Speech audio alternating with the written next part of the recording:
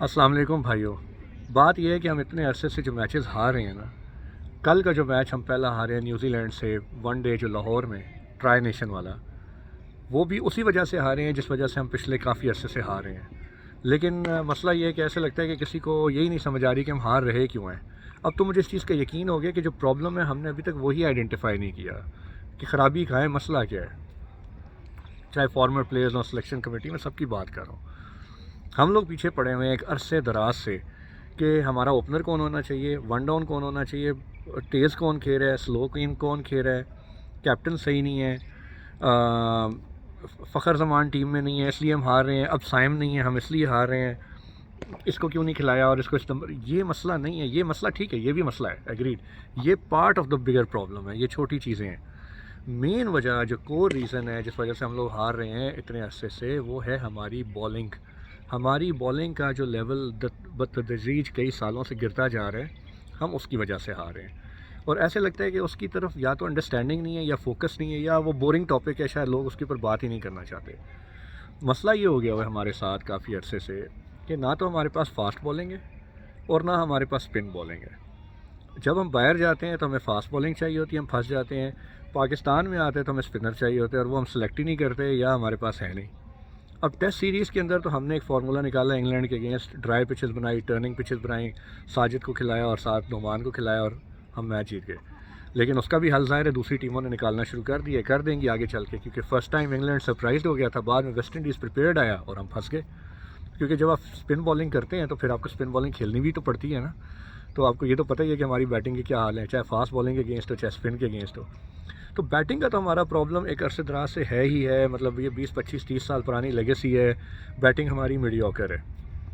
मसला जो अब हमें बन गया नया, जो काफ़ी अरसे से, अब बल्कि मैं ये कहूँगा 2-3 सालों से बल्कि अब कंसिस्टेंट हो गया हुआ है, वो ये है कि हमारे पास ना तो नए बॉल का बॉलर है। शाहीन आफरीदी आज डिसेंट बॉलिंग कर गया है नए बॉल से। उसके अलावा दूसरा और तीसरा बॉलर है ही नहीं आपके पास। हारिस रऊफ़ ने ऑस्ट्रेलिया में अच्छी बॉलिंग कर ली थी फर्स्ट चेंज पे, वो भी इसलिए की थी क्योंकि पिच के ऊपर असिस्टेंस मिल रही थी। जब पिच के ऊपर असिस्टेंस नहीं होगी, हारिस रऊफ़ भी स्ट्रगल कर रहा है। उसके बाद आता है spin bowling department. First of all तो हमने स्पिनर खिलाया ही नहीं, तो लिहाजा ये कहना भी गलत है कि हमारे पास स्पिनर नहीं है। स्पिनर होता, खिलाते और परफॉर्म ना करता तो फिर तो एक अलग चीज़ थी, फिर हम कहते हैं यार टैलेंट का मसला है। अब मसला ये कि आपने स्पिनर खिलाया ही नहीं। हमने एक स्पिनर को खिलाया है, वो है अबरार, और अबरार एक ऐसा स्पिनर है जो टाइट बॉलिंग करने के लिए मशहूर है, विकटें निकालने के लिए नहीं है। एक आध दुक्का विकेट मिल जाएगी लेकिन he is not a genuine wicket taking bowler जो आपको मिडिल में चाहिए होता है। मुझे ये समझ नहीं आती कि अगर एक बॉलर टेस्ट क्रिकेट के अंदर विकेट्स ले सकता है तो उसको वनडे में क्यों नहीं खिलाते। वनडे और टेस्ट क्रिकेट में कोई बहुत बड़ा फ़र्क नहीं है। T20 और टेस्ट में फ़र्क ज़्यादा है, चलो समझ आती है थोड़ी सी।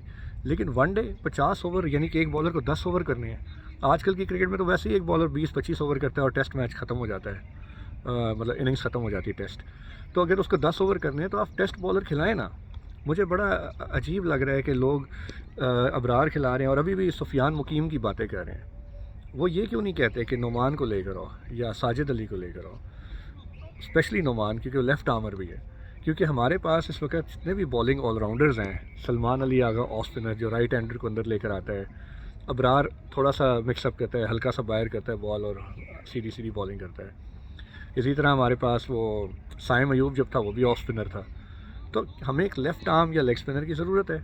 इवन सुफियान मुकीम भी एक जेन्युइन लेफ़्ट आर्म और वो है चाइना मैन है जो बॉल अंदर ही लाएगा राइटी को। तो राइटी को बॉल बाहर कौन निकालेगा। ना तो लेग स्पिनर रखा हुआ है, ना कोई लेफ़्ट आर्म स्पिनर रखा हुआ है। तो अब पाकिस्तान हो या इवन दुबई हो, आप स्ट्रगल करेंगे क्योंकि आपके पास स्पिनर वहाँ पर आपको चाहिए ही चाहिए। और स्पिनर भी ये नहीं चाहिए जो रन्स रोके। अब मुझे बहुत सारे लोग कहेंगे जी हमने खुशदिल शाह को रख लिया, वो तो लेफ़्ट आर्म स्पिनर था। एक पाकिस्तान का ये माइंडसेट नया है जो पहले कभी भी नहीं था। वो ये है कि अब हम लोग खिलाते हैं ऐसे प्लेयर्स को जो थोड़ी सी बैटिंग भी कर ले और थोड़ी सी बॉलिंग भी कर ले, थोड़ी सी बैटिंग भी कर ले, थोड़ी सी बॉलिंग भी कर ले। भाई ज़रूरत क्या है आपको। आपको थोड़ी सी बैटिंग और थोड़ी सी बॉलिंग वाला प्लेयर एक्चुअली कुछ भी नहीं करके देता। ना वो थोड़ी सी बॉलिंग कर सकता है क्योंकि वो आउट नहीं कर सकता, ना वो थोड़ी सी बैटिंग कर सकता है क्योंकि 15 रन से ज़्यादा रन नहीं बना सकता। होता है कि आपको ना बैटिंग मिलती है ना बॉलिंग मिलती है। अच्छी टीम, जब पाकिस्तान की अपनी ही हिस्ट्री है, पाकिस्तान की अपनी ही लेगेसी है कि हम 5 प्रॉपर बॉलर खिलाते थे। 3 आप फास्ट बॉलर खिलाएं फुल टाइम और 2 आप फुल टाइम स्पिनर खिलाएं।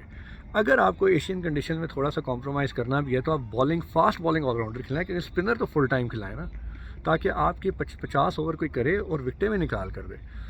तो मतलब अफसोस है इस बात का कि एक तो चले स्किल लेवल का मसला है, टैलेंट का मसला है, ठीक है, ये सब चीज़ें एक तरफ हैं, लेकिन जो सबसे ज़्यादा अफसोस होता है वो इस बात के ऊपर होता है कि जो दिमाग का मसला है ना, जो सेंस का मसला है, जो कॉमन सेंस का मसला है, ये बहुत ही परेशान कन और हैरानगी की बात है कि यार इतने एक्सपीरियंस और सीनियर लोग हैं, वो बेसिक्स गलत कर देते हैं और उस चक्कर में पूरी कौम जो है वो मैच हार के परेशान होती है, बोर होती है, और अल्टीमेटली यही होता है कि लोग देखना छोड़ देते हैं क्योंकि इंटरेस्ट ही लूज़ हो जाता है।